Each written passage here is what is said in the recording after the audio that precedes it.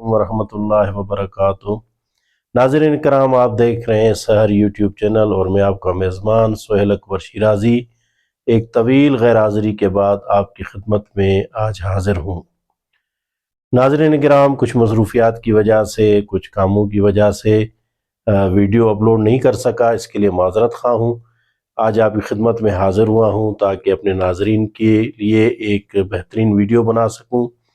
इंशाअल्लाह उम्मीद है कि आइंदा बाकायदगी के साथ हफ्ते में या हर एक दूसरे तीसरे दिन वीडियो हमारी अपलोड होगी।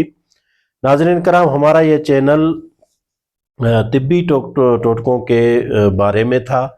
हम नाज़रीन की खिदमत में मुख्तलिफ़ अमराज़ के बारे में तिब्बी टोटके बयान करते हैं ताकि मखलूक, खल्क़ खुदा और इंसान इससे इस्तिफ़ादा कर सकें।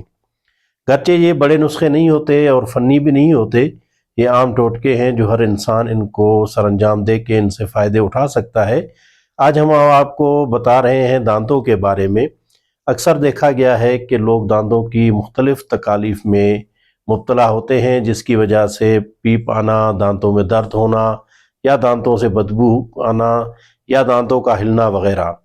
इनके लिए एक अल्लाह पाक ने जड़ी बूटी आप लोगों के लिए मखसूस की है दांतों के हवाले से, जो कि आइमा अहले बैत ने भी उसके बारे में फरमाया है। इमाम रज़ा अलैहिस्सलातु वस्सलाम ने अपने एक सहाबी से फरमाया कि दांतों के बारे में जब उन्होंने पूछा तो उन्होंने कहा कि सादे कूफ़ी, जिसको अरबी में सादे कूफ़ी कहते हैं और उर्दू में और दूसरी ज़बानों में मुख्तलिफ उसके नाम हैं। एक नाम उसका है नागर मोथा, जो कि एक आम चीज़ है और यहाँ पंसार से आसानी से मिल जाती है।